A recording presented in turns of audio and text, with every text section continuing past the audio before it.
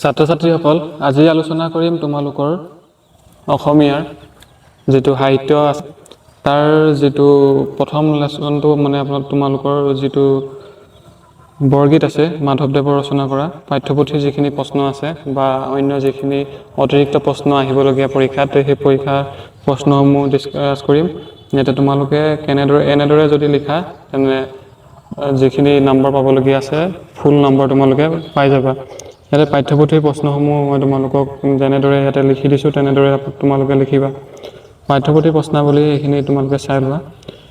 প্ৰথমতে আছে চমুকৈ প্ৰশ্নৰ উত্তৰ দিয়া। নেৰিবা বান্ধৱ মোক জীৱনে মৰণে, কবিয়ে জীৱনে মৰণে নেৰিবৰ বাবে কাক অনুৰোধ কৰিছে? ইয়াত তোমালোকে উত্তৰটো লিখিবা। কবিয়ে জীৱনে মৰণে নেৰিবৰ বাবে ভগৱান কৃষ্ণক অনুৰোধ কৰিছে, মানে হৰিক অনুৰোধ কৰিছে বুলি তোমালোকে লিখিব পাৰা। হৰিক নহ'লে কৃষ্ণক এনেদৰে তোমালোকে লিখিলে হৈ যাব, কোনোবা এটা লিখিলে হ'ব। তাৰপিছতে আহিলে খ নম্বৰ প্ৰশ্ন, সনক সনন্দ যোগী যাহাকো ধিয়াই। ইয়াতে সনক সনন্দ যোগী কাক ধ্যান কৰিছে বুলি সুধিছে।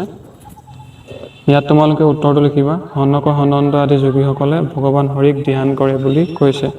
তাৰপিছতে আহিলে গ নম্বৰ প্ৰশ্ন, কবি কিহত আতুৰ হোৱা বুলি কৈছে?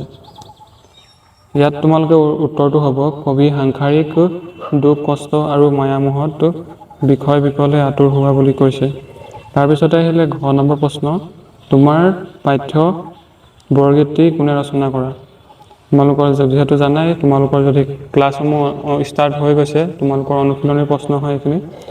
আমাৰ উত্তৰটো এনেদৰে লিখিবা, আমাৰ পাঠ্য বৰগীতটি মহাপুৰুষ শ্ৰী শ্ৰী মাধৱদেৱে ৰচনা কৰিছিল। তাৰপিছতে ইয়াতে লিখিবা বৰগীতটি কি ৰাগত বন্ধা আছে? উত্তৰটো তোমালোকে এনেদৰে লিখিবা, বৰগীতটি বসন্ত ৰাগত বন্ধা আছে। তাৰপিছতে আহিলে প্ৰথম নম্বৰ প্ৰশ্ন, ইয়াতে কবিয়ে বান্ধৱ বুলি কাক সম্বোধন কৰিছে? তোমালোকে উত্তৰটো লিখিবা, কবিয়ে বান্ধৱ বুলি ভগৱান হৰিক সম্বোধন কৰিছে। তাৰপিছত দ্বিতীয় নম্বৰ প্ৰশ্নটো হৈছে, এইখিনি তোমালোকৰ হ'ব 1 নম্বৰীয়া প্ৰশ্ন উত্তৰ। তোমালোকে নৰ্মেল এনেদৰে লিখিলে 1 নম্বৰ পাই যাবা। ইয়াততো বেছি চিন্তা কৰিবলগীয়া কথা নাই। মেইন আহিলে তোমালোকৰ 2 নম্বৰীয়া 4 নম্বৰীয়া প্ৰশ্নৰ উত্তৰ কিমানখিনি লিখিবা সেইখিনি। মোৰ পাশ মানে কি? ইয়াত দ্বিতীয় নম্বৰ প্ৰশ্নটো হৈছে, ইয়াত তোমালোকে লিখিবা মোৰ পাশ মানে হ'ল মায়াৰ বন্ধন। তাৰপিছতে ইয়াতে 2 নম্বৰ প্ৰশ্নটো আহিলে বৰগীতটিৰ মূল ভাৱ লিখা। ইয়াত তোমালোকৰ 2 নম্বৰ নহ'লে 3 নম্বৰ আহিব। তোমালোকে ইয়াতকৈ বেছি নাহে। তোমালোকে কম সময়ৰ ভিতৰতে কেনেদৰে লিখিব পাৰিব, অসমীয়া ছাবজেক্টটো যিহেতু বহুতখিনি লিখিব লাগে, সেইবাবে তোমালোকৰ নৰ্মেলকৈ তোমালোকে যেনেদৰে লিখিলে নাম্বাৰসমূহ ফুল নাম্বাৰসমূহ পাবা, সেইখিনিহে ইয়াতে ডিছকাছ কৰিছোঁ। এতিয়া তোমালোকে বৰগীতটিৰ মূল ভাৱটো লিখিবলৈ হ'লে এনেদৰে লিখিবা উত্তৰটো, মহাপুৰুষ মাধৱদেৱে ৰচনা কৰা এই বৰগীতটিত তেওঁৰ গভীৰ দাস্য ভক্তিৰ ভাৱ প্ৰকাশ পাইছে। কবিয়ে ভগৱান হৰিৰ ওচৰতো সম্পূৰ্ণ আত্মসমৰ্পণ কৰি জীৱনে মৰণে তেওঁক এৰি নাযাবলৈ অনুৰোধ জনাইছে। সনক সনন্দৰ দৰে যোগীয়েও যাক ধ্যান কৰে, যাৰ মহিমাৰ অন্ত নাই, তেনেজন ভগৱানৰ মহিমা সাধাৰণ মানুহৰ বাবে বুজা অসম্ভৱ। কবিয়ে সংসাৰৰ দুখ কষ্টত আতুৰ হৈ ভগৱানৰ চৰণত আশ্ৰয় বিচাৰিছে, কাৰণ তেওঁৰ বাবে ভগৱানৰ চৰণেই পৰম ধন আৰু তেওঁৱেই ভক্তৰ জীৱন। সেয়ে তেওঁ ভগৱানক কৃপা কৰি মায়াৰ বন্ধনৰ পৰা মুক্ত কৰিবলৈ কাতৰভাৱে প্ৰাৰ্থনা জনাইছে। এইখিনি তোমালোকে লিখিবা। তাৰপাছতে তোমালোকৰ আহিলে 3 নম্বৰ প্ৰশ্ন, বৰগীতটিৰ ৰচকৰ চমু পৰিচয় দিয়া। বৰগীতটিৰ ৰচক হ'ল মহাপুৰুষ শ্ৰী শ্ৰী মাধৱদেৱ। তেওঁৰ জন্ম হৈছিল 1489 চনত লখিমপুৰ জিলাৰ নৰনাৰায়ণপুৰৰ লেটেকুপুখুৰীত। এনেদৰে লিখিবা। তাৰপিছত তেওঁৰ পিতৃৰ নাম গোবিন্দগিৰি ভূঞা আৰু মাতৃৰ নাম মনোৰমা। তাৰপাছতে আহিলে তোমালোকৰ মাধৱদেৱ শংকৰদেৱৰ প্ৰিয় শিষ্য আছিল আৰু নৱবৈষ্ণৱ ধৰ্মৰ প্ৰচাৰত গুৰুত্বপূৰ্ণ ভূমিকা পালন কৰিছিল।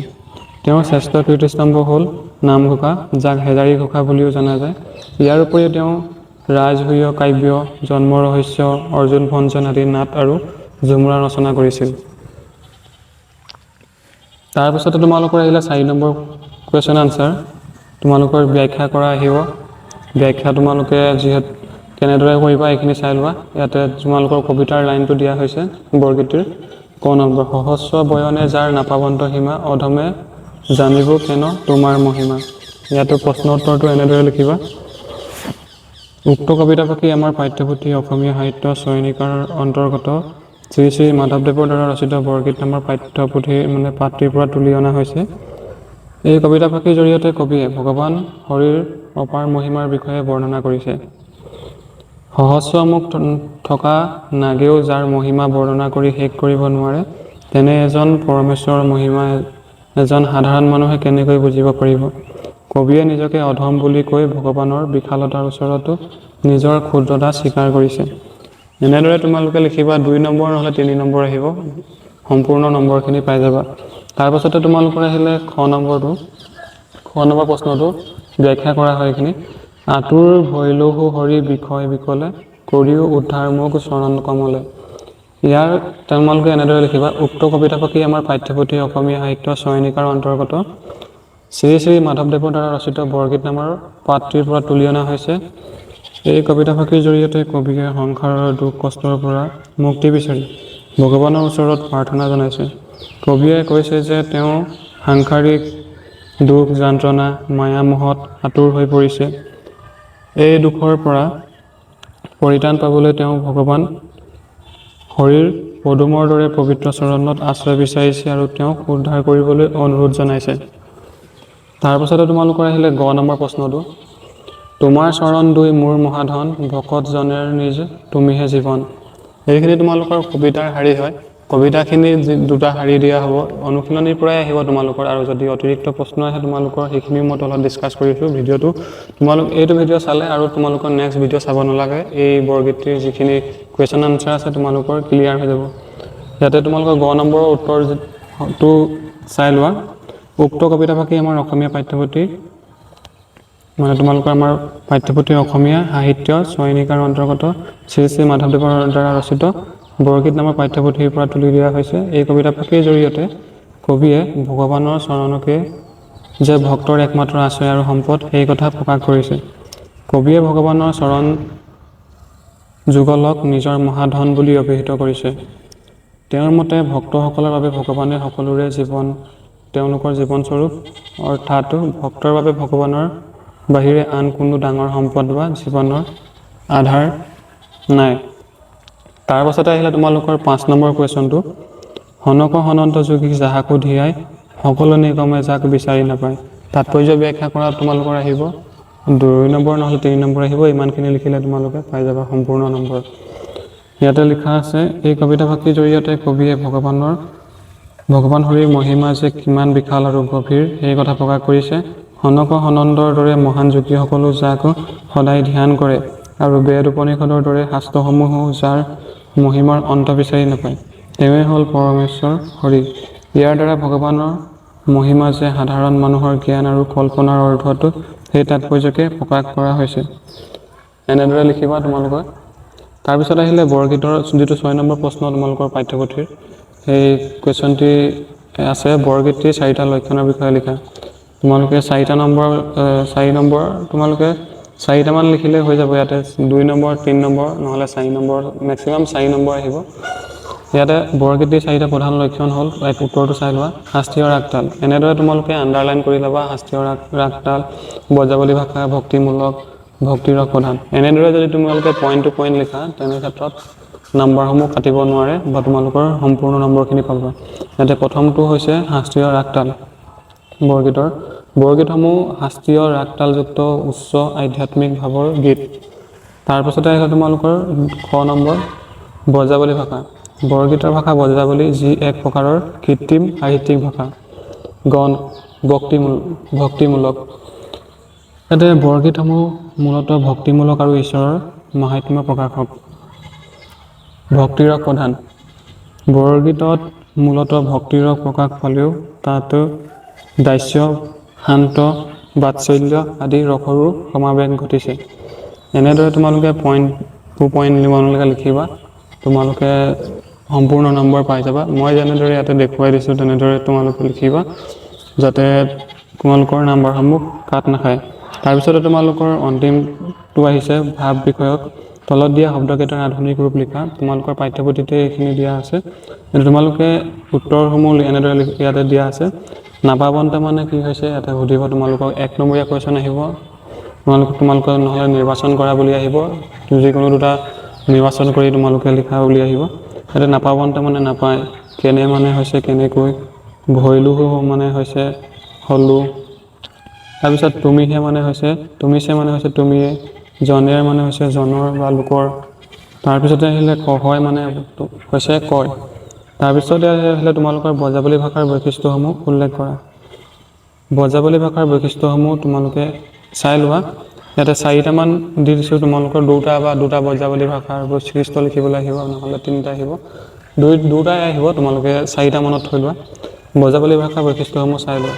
1 নম্বৰ, ই এক প্ৰকাৰৰ কৃত্ৰিম সাহিত্যিক ভাষা, কোনো ঠাইত কথিত ভাষা নহয়। 2 নম্বৰ, ইয়াৰ মূল ভেটি মৈথিলী ভাষা, যাৰ লগত অসমীয়া, ভোজপুৰী আদি ভাষাৰ সংমিশ্ৰণ ঘটিছে। 3 নম্বৰতে আহিলে এই ভাষাত অ আৰু আ স্বৰধ্বনিৰ প্ৰয়োগ বেছি, যাৰ বাবে ই হৈছে শ্ৰুতিমধুৰ। তাৰপিছতে আহিলে 4 নম্বৰটো, ইয়াতো মূৰ্ধন্য আখৰ আৰু দলৱী আখৰৰ সলনি দন্ত্য আখৰহে ব্যৱহাৰ বেছি হয়। এইকেইটা হৈছে ব্ৰজাৱলী ভাষাৰ তোমালোকৰ বৈশিষ্ট্য। তাৰপিছতে আহিলে তোমালোকৰ MCQ কুৱেশ্যন, শ্বৰ্ট কুৱেশ্যন 1 নম্বৰীয়া যিহেতু আহিব। তোমালোকে আহিব পৰা কেইটামান প্ৰশ্ন মই ইয়াতে দি দিছোঁ। বৰগীতটি কোনে ৰচনা কৰিছিল? তোমালোকৰ উত্তৰটো হ'ব শ্ৰী শ্ৰী মাধৱদেৱ। মৌপাশ মানে কি? ইয়াতে তোমালোকে মৌপাশ মানে উত্তৰটো দিবা মায়াজীলৰ বান্ধোন। তোমালোকৰ যিহেতু MCQ কুৱেশ্যনো আহিব কিছুমান, আৰু তোমালোকৰ ব্যাখ্যা কৰাও আহিব। তোমালোকে এনেধৰণে যদি তোমালোকে নোটবোৰ বনাই লোৱা, যিহেতু তোমালোকে নোটসমূহ বনাই ল'বা, নোটসমূহ বনালে তোমালোকৰ ৰিভাইজ কৰিবলৈ ভাল হ'ব। তাৰপিছতে ইয়াতে মাধৱদেৱৰ কিমান চনত জন্ম হৈছিল? 1489 চনত, এনেদৰে দিবা। তাৰপিছত আহিলে মাধৱদেৱে ৰচনা কৰা বৰগীতৰ সংখ্যা কিমান? 191টা। তাৰপিছত চুৰ শব্দৰ অৰ্থ কি? ইয়াতে চুৰ শব্দৰ অৰ্থ হৈছে ছিঙি দিয়া। মাধৱদেৱৰ ক'ত মৃত্যু হৈছিল? ইয়াতে বৰদোৱা হ'ব। তাৰপিছতে আহিলে কবিয়ে বান্ধৱ বুলি কাক সম্বোধন কৰিছে? হৰিক সম্বোধন কৰিছে, লিখিবা উত্তৰটো। তাৰপিছত আহিলে মাধৱদেৱ কোনজন গুৰুৰ প্ৰিয়তম শিষ্য আছিল? ইয়াত তোমালোকে লিখিবা শংকৰদেৱ। কবি কিহত আঁতোৰ হোৱা বুলি কৈছে? ইয়াতে তোমালোকে লিখিবা সাংসাৰিক দুখতো আঁতোৰ হোৱা বুলি কৈছে। মাধৱদেৱৰ পিতৃৰ নাম কি আছিল? ইয়াতে গোবিন্দগিৰি ভূঞা লিখিবা। এইখিনি তোমালোকৰ শ্বৰ্ট কুৱেশ্যন, তোমালোকে এইকেইটা মনত থ'লে আৰু তোমালোকৰ অন্য কুৱেশ্যন বেংক নাচালেও হ'ব। মাধৱদেৱৰ সাহিত্যিক জীৱনৰ কীৰ্তিস্তম্ভ কি? ইয়াতে লিখিবা নামঘোষা। তাৰপিছতে আহিলে মাধৱদেৱৰ এখন আখ্যানমূলক ৰচনা কি? ৰাজসিয়া কাব্য। তাৰপিছত ইয়াতে হেজাৰী ঘোষা বুলি কাক কোৱা হয়? ইয়াতে নামঘোষাক লিখিবা। মাধৱদেৱৰ কোন জিলাত জন্ম হৈছিল? লখিমপুৰ জিলাত। ব্ৰজাৱলী ভাষাৰ মূল ভেটি কি? ইয়াতে হ'ব উত্তৰটো মৈথিলী। মাধৱদেৱৰ মুঠ বৰগীতৰ ভিতৰত ভণিতা থকা কিমান বৰগীত পোৱা যায়? ইয়াতে 157টা বৰগীত পোৱা যায় ভণিতা থকা। তাৰপিছত আহিলে মাধৱদেৱে ৰচনা কৰা এখন নাটকৰ নাম লিখা। ইয়াতে লিখিবা তোমালোকে অৰ্জুন ভঞ্জন। নিগম শব্দৰ আধুনিক ৰূপ কি? তোমালোকৰ শব্দৰ যিহেতু অৰ্থ লিখিব আহিব, সেইখিনি তোমালোকে চাই ল'বা। এতিয়া নিগম শব্দৰ অৰ্থ হৈছে নিগম শাস্ত্ৰ। মাধৱদেৱে ধৰ্ম প্ৰচাৰ কৰা এখন ঠাইৰ নাম কি? এটা তোমালোকে লিখিবা ভেলাদাঙ্গা। মাধৱদেৱে ধৰ্ম প্ৰচাৰ কৰা এখন গুৰুত্বপূৰ্ণ আৰু উল্লেখযোগ্য স্থান হৈছে ভেলাদাঙ্গা।